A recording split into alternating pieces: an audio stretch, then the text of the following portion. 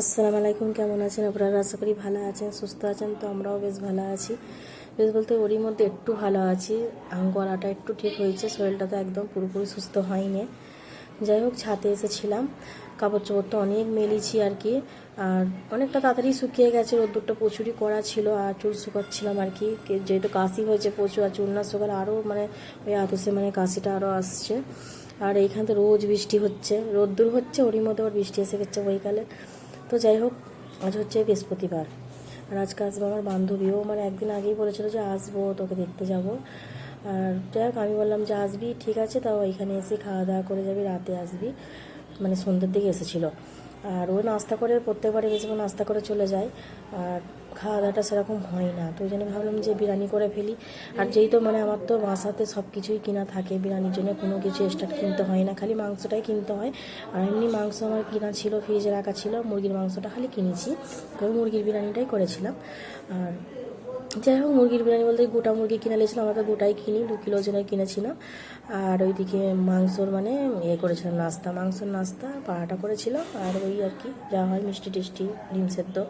ডিম আবার ওরা খেতে চায় না একদম, তাও করেছিলাম। আর এইদিকে তো পেরেস্তাটাকে করে নিচ্ছি, পেরেস্তা করে তারপরে মানে মুরগির মাংসটা ম্যারিনেট করে রেখে দিয়েছি, মানে মাখিয়ে আর কি। ফের একটু মশলাপাতি দেবো তেলের উপরে, পেঁয়াজের উপরে দিয়ে আর কি, তারপর আবার মুরগিটা দিয়ে দেবো। তো এখানে কাঁচা লঙ্কাটা বেশি করে দিয়েছি, লঙ্কা গুঁড়ো আমরা বেশি ইউজ করি না। তবু টমেটোটা করি না, ওরা মানে যেহেতু খাবে বলে টমেটোটাও দিলাম, মানে ওরা টমেটো দেয় বিরিয়ানির মধ্যে।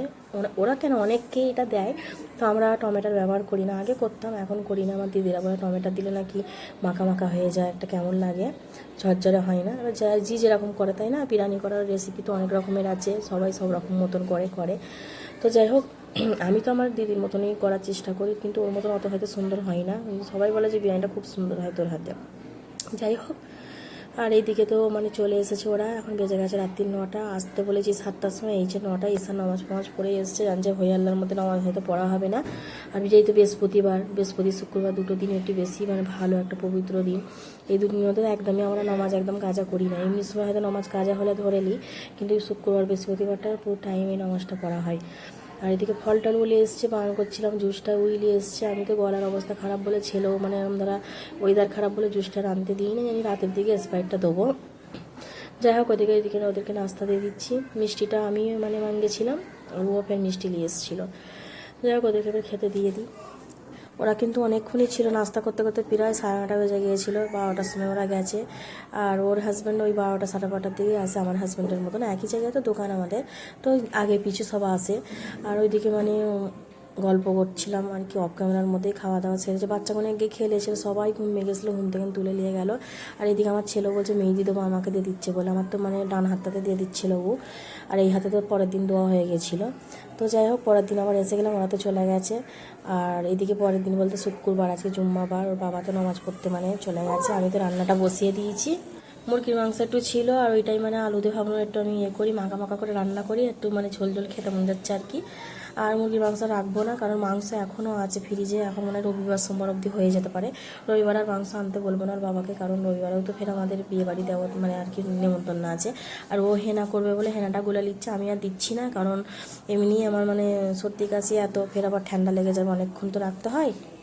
যাই হোক, মাংসটা মানে কষে কষে এরকম পুরো হয়ে গেছে, আর ফোনের ক্যামেরার জন্য হয়তো এরকম লাগছে, কিন্তু খুব সুন্দর কালার এসেছিলো। আর যাই হোক, আর মানে আগের দিনের বিরিয়ানি অনেকটা আছে ফ্রিজে, ওদেরকে গরম করে দিলাম, খেতেও বসে গেছি। বাবা প্রথমে খেয়ে চলে গেছে 2টোর সময়তে, আমাদের তো এখন 2:30 বেজে গেছে। দুজনকে দিয়েছি জোরজবস্তি বেশি করে, কিন্তু অতটা খাই না, সালাদ করলাম অল্প করে। আর নিচের মানে বাঙালি বৌদিটা বাসনের মধ্যে রয়েছে সব রকম 3-4 রকমের খালি ভর্তা করেছে। আসামে বাংলাদেশে কিন্তু ভর্তা ব্যাপারটা বেশি হয়, ভর্তা করেছিল। আর আমি ওই চিকেনে করলাম, আর আন্ডা ফের ছিল ওর মধ্যে দিয়ে দিয়েছিলাম, অনেক কিছু। ফের মাংস একটু ছিল আর কি। যাই হোক, শুক্রবার আর রাতে তো মানে বিয়েবাড়ি নেমন্তন্ন ছিল, বিয়েবাড়ি চলে এলাম। বিয়েবাড়ি এসে আর কি খাওয়া দাওয়াটা হয়ে গেছে, ওপরে এখন এসছি, নিচেই খাওয়া দাওয়া হচ্ছে, আর ওপরে মানে আর কি ফটো শ্যুট হচ্ছে। আর এদের রবিবারে আবার রিসেপশান আছে, ওইটারও মানে নেমন্তন্ন আছে, রবিবারে যাবো ছেলের তরফে, এটা তো মেয়ের তরফে। তবে মেয়ের তরফেই নেমন্তন্নটা, মেয়ের মানে ভাই তো মানে হয়, বন্ধু হয় এর বাবার। আর কোনেটার আর কি ফটো তুলে নিচ্ছিলাম।